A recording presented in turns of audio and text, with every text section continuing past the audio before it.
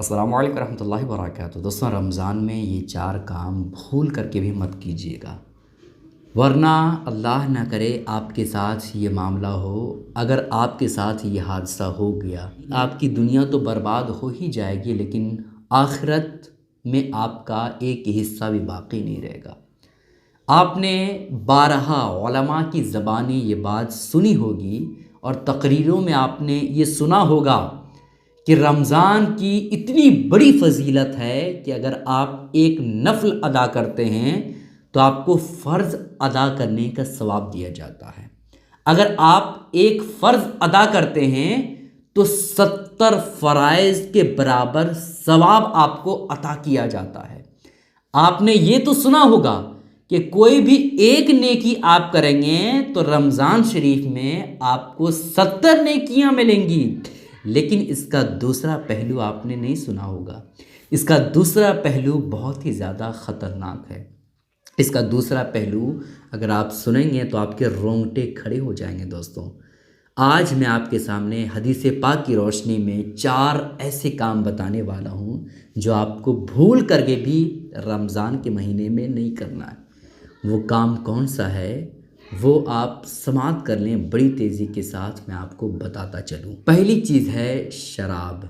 शराब हर वो चीज़ जिसको इस्तेमाल से इंसान की अक्लो हवास ख़त्म हो जाती है, उस चीज़ का इस्तेमाल करना इस्लाम में हरगिज़ हरगिज़ जायज़ नहीं। रमज़ान के पाकीज़ा महीने में अगर कोई नशे वाली चीज़ों का इस्तेमाल करता है तो फिर ऐसी कैफियत में उस पर क्या अज़ाब होगा वो आप हदीस पाक की रोशनी में सुने। नबी पाक अलैहिस्सलाम ने इरशाद फरमाया कि जो चीज़ ज़्यादा मिक़दार में नशा लाए तो उसको थोड़ी मिक़दार में भी पीना हराम है, इस्तेमाल करना हराम है। ये आम हालातों की बात है, और रमज़ान के पवित्र मुक़द्दस पाकीज़ा महीने में अगर कोई शराब पीता है तो उस पर क्या अज़ाब आएगा आगे हदीस पाक में आपको पता चलेगा। दूसरा काम जो आपको रमज़ान के मुक़द्दस महीने में नहीं करना है वो है बहतान। किसी पर इल्ज़ाम लगाना, किसी शख्स पर इल्ज़ाम लगाना, ये रमज़ान के मुक़द्दस महीने में आप भूल करके भी मत कीजिएगा, वरना आपका हाल क्या होगा वो आप सुने। मोमिन पर बहतान बांधना भी एक हराम और जहन्नम में ले जाने वाला काम है। इस हवाले से हदीस पाक में ज़िक्र है कि जो किसी मोमिन के बारे में ऐसी चीज़ कहे जो उसमें ना हो, बहतान उसी को कहा जाता है कि किसी मोमिन के बारे में ऐसी बात कही जाए जो उसके अंदर मौजूद नहीं है और उसकी कमी बयान हो रही है। तो फिर ऐसी कैफियत में अल्लाह अज़्ज़ा वजल उस बहतान तराश को, यानी उसको रदगतुल खबाल में उस वक्त तक रखा जाएगा जब तक वो मुकम्मल तौर पर गुनाह से पाक ना हो जाए। रदगतुल खबाल किसे कहते हैं वो आप सुने। जहन्नम में वो मकाम है जहाँ दोज़खियों का खून और पीप जमा किया जाता है। अल्लाहु अकबर। दोज़खियों का खून और पीप, हम अगर हॉस्पिटल जाते हैं ना तो थोड़ी बहुत अगर कहीं गंदगी होती है तो अजीब तबीयत हो जाती है, तबीयत बिल्कुल ख़राब सी हो जाती है। आप सोचिए ना, एक कमरा हो उसमें पूरा पीप से भरा हो, खून से भरा हो, गंदगी से भरा हो, उसमें आपको रखा जाए हज़ारों सालों तक, तो आपको कैसा महसूस होगा। इसी पर बहतान लगाना, इसका जुर्म यही है ना। इस वजह से आपको बहतान हरगिज़ हरगिज़ किसी पर भी नहीं लगाना है। 2 काम हो गया जो आपको रमज़ान में भूल करके भी नहीं करना है। और तीसरा काम है ज़िना। ज़िना एक ऐसा गुनाह, एक ऐसा शर्मनाक काम है जो जिससे इंसान की नस्लें तो बर्बाद हो ही जाती है, लेकिन साथ ही साथ दुनिया और आखिरत दोनों बर्बाद हो जाती है। हज़रत सैयदना उम्मे हानी रज़ियल्लाहु ताला अन्हा से रवायत है कि नबी पाक अलैहिस्सलाम का इरशाद पाक है कि मेरी उम्मत उस वक्त तक ज़लील व रुस्वा ना होगी जब तक वो माह रमज़ान का हक़ अदा करती रहेगी।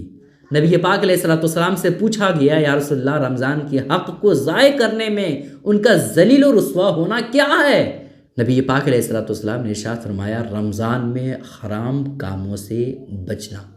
फिर नबी पाक अलैहिस्सलाम ने आगे इरशाद फरमाया, जिसने इस महीने में ज़िना किया, है ना, ज़िना किया या शराब पिया, तो अगले रमज़ान तक अल्लाह अज़्ज़ व जल जितने आसमानी फरिश्ते हैं सब उस पर लानत करते रहेंगे। अगर ये शख्स अगला रमज़ान का महीना पाने से पहले ही मर गया तो इसके पास कोई ऐसी नेकी न होगी जो इसे जहन्नम की आग से बचा सके।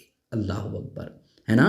इस वजह से आप इस बात को अपने जहन में रखिए कि ज़िना जैसी बदतरीन गुनाह से आपको बचना है और शराब नहीं पीना है, वरना फरिश्ते आप पर लानत भेजेंगे और आपका ठिकाना जहन्नम होगा। ठीक है। और चौथा काम जो आपको नहीं करना है वो है हक मारना। आज एक दूसरे के हक को मारने में लगे हैं, खुदारा हरगिज़ आप ये काम ना करें, है ना। अगर आपने गलती कर लिया है तो जिनका हक आप मारे हैं तो उनसे माफ़ी तलाफ़ी कर लें, उनका हक जो आप मारे हैं उनको हक दिलाएं, उसके बाद उनसे माफ़ी मांगें। और ये हक मारने का गुनाह बहुत ज़्यादा है, इस वजह से आप हरगिज़ ये काम ना करें। ज़िना का मतलब सिर्फ इतना ही नहीं होता है कि आप किसी औरत के बिस्तर पे सोएं और उसके साथ गलत काम करें, सिर्फ इसका ये मतलब नहीं होता है। आँखों का भी ज़िना होता है, हाथ का भी ज़िना होता है, पाँव का भी ज़िना होता है ना, होंठ का भी ज़िना होता है। अगर आपने अपनी आँखों से किसी गैर महरम को बुरी नज़र से देखा तो इसे भी ज़िना कहा जाएगा। अगर आपने अपने हाथों से किसी गैर महरम के जिस्म को टच किया बुरे इरादे से तो ये भी हाथ का ज़िना है। इस वजह से रमज़ान शरीफ में मुकम्मल तौर पर इन चीज़ों को आप अपनी ज़िंदगी से ही ख़त्म कर दें और हरगिज़ ये काम ना करें, वरना आपका रोज़ा रखना, नमाज़ पढ़ना, ये सारी इबादतें करना आपकी कुछ भी काम ना आ सकती है। इस क्लिप को दूसरों तक ज़रूर शेयर कीजिएगा ताकि वो भी इन बातों का ख्याल रख सके। अस्सलामु अलैकुम रहमतुल्लाह।